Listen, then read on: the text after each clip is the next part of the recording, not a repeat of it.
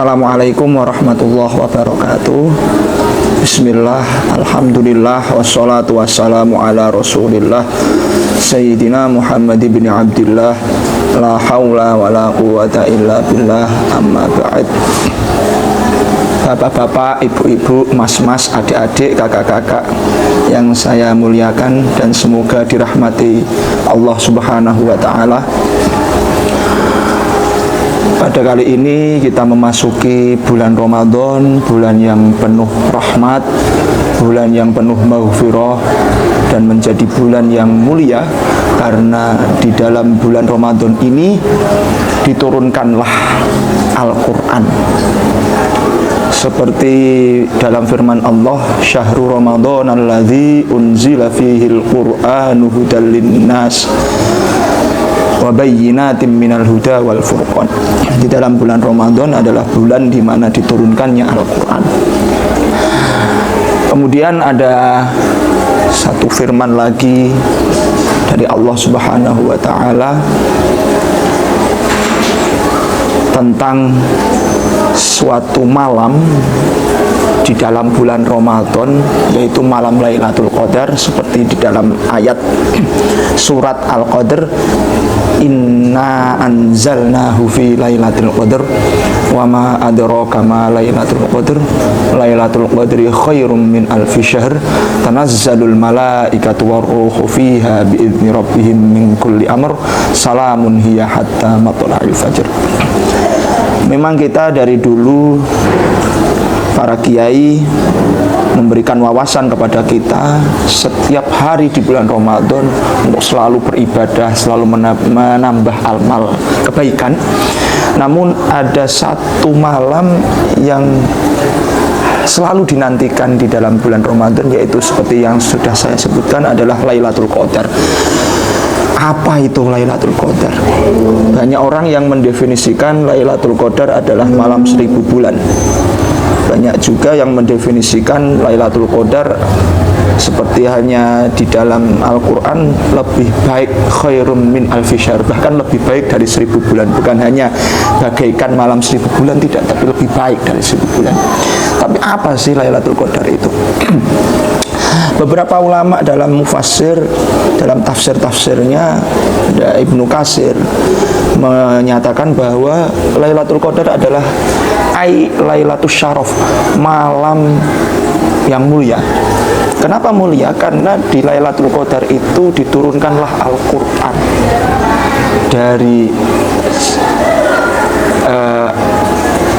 dari Allah Subhanahu wa ta'ala ke langit dunia.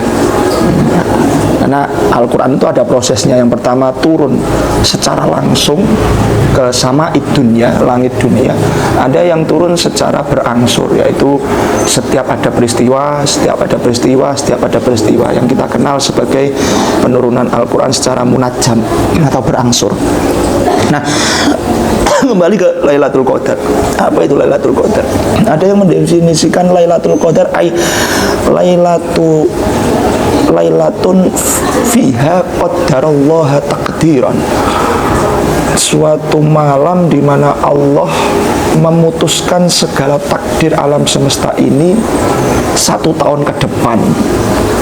Jadi karena Allah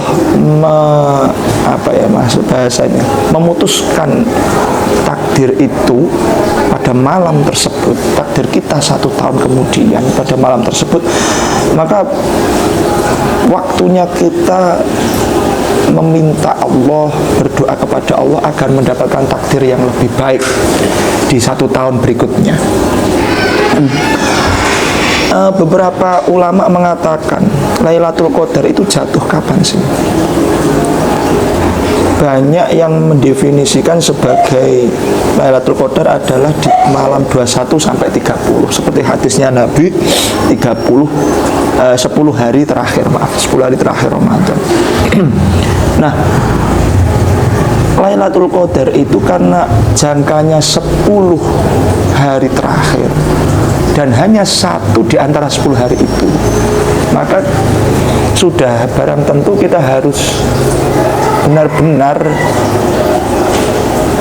menyemangati diri kita untuk mendapatkan Lailatul Qadar itu di 10 hari, karena tidak ada yang tahu tepatnya hari kapan. Memang ada beberapa yang mengatakan ada yang 21, ada yang 23, ada yang 25, tapi semua ulama mengatakan itu adalah rahasia Allah pada setiap tahunnya.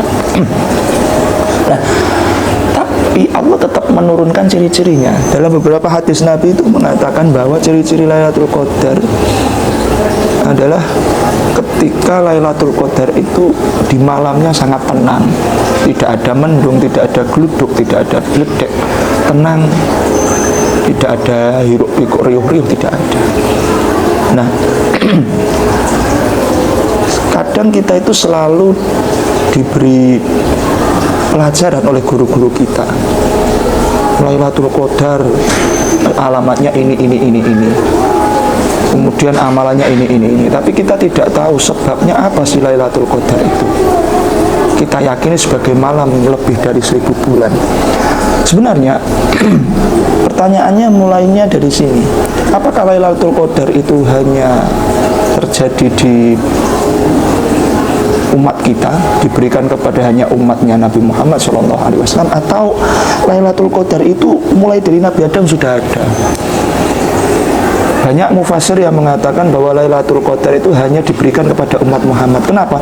Karena Lailatul Qadar adalah malam diturunkannya Al-Quran, dan Al-Quran diturunkan hanya untuk umat Muhammad. Nah, kemudian menjadi bergulir terus tentang pembahasan Lailatul Qadar ini. Ada apa sih Lailatul Qadar kok diturunkan? Nah, menurut asbabun nuzul dari surat Al-Qadar, dan salah satunya disebutkan di dalam kitabnya Asy-Syaikh Wahbah Zuhaili, kalau nggak salah namanya Tafsir Al-Munir, itu dikatakan bahwa suatu ketika Nabi itu ditampakkan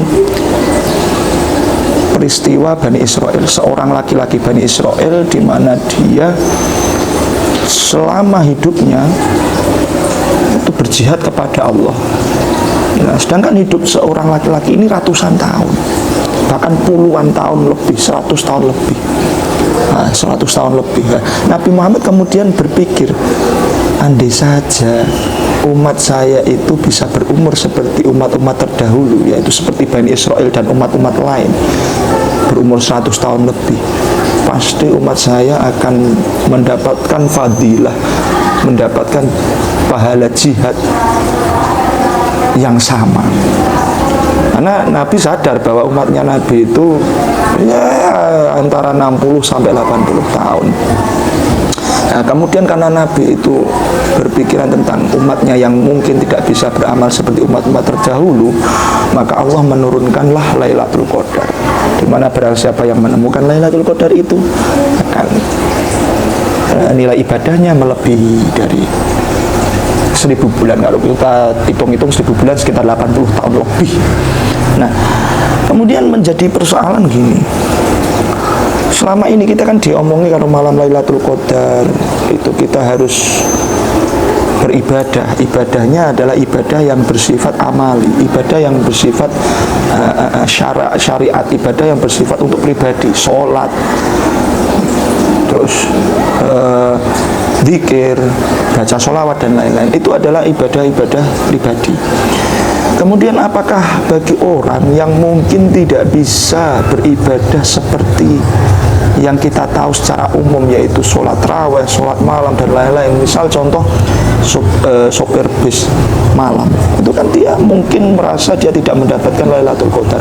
Oh, tenang saja, soleh itu adalah soleh amali, ada soleh secara sosial, ada soleh secara pribadi. Jadi malam Lailatul Qadar itu tidak harus kita sholat satu malam full kemudian besoknya nanti tidur tidak bekerja. Oh tidak, kita bisa ganti amal-amal itu dengan amal-amal sosial. Misal kita mentraktir teman kita, kita bersedekah, masukkan amal di masjid dan lain-lain.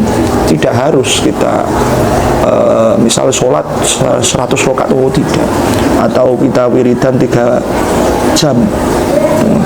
Jangan mewajibkan sesuatu itu kepada orang-orang yang notabene-nya sibuk. Kan banyak dari kita itu yang tidak punya waktu, meluangkan waktu di malam hari untuk istirahat. Jadi marilah kita gapai Lailatul Qadar itu tanpa memaksakan diri sendiri. Tanpa memaksakan diri sendiri. Kemudian yang perlu kita tahu lagi adalah tentang Lailatul Qadar itu sebenarnya jangan terus kita hanya Lailatul Qadar kita ibadah sungguh-sungguh di 10 hari, tidak. Tapi sebelumnya kita harus persiapan. Jadi tanggal-tanggal sekian ini, tanggal 17, tanggal 20 itu sudah persiapan, melatih diri untuk beribadah. Bukan terus hanya Lailatul Qadar saja, jangan. Dawuh Kanjeng Nabi itu iltamisu, carilah. Wong nek mencari, orang yang mencari itu harus berbekal alat, tidak tiba-tiba mendapatkan. Jadi sebelumnya kita harus persiapan, melatih kita sholat tarawih full dulu, kemudian nanti witirnya berapa, itu harus kita latihan. Gak gedebak langsung sholat saat malam Lailatul Qadar, oh tidak. Kita harus melatih diri sendiri dan mempersiapkan diri sendiri dengan baik, sehingga Lailatul Qadar kita raih dengan sukacita, bukan terus kemudian besoknya kita sakit demam karena malamnya Lailatul Qadar mengejar malam 1000 bulan, tidak. Nah, sekian dari saya. Nanti bisa kalian buka-buka lagi, Anda semua bisa membuka buku-buku lagi. Ini hanya pengantar saja tentang Lailatul Qadar. Wassalamualaikum warahmatullahi wabarakatuh.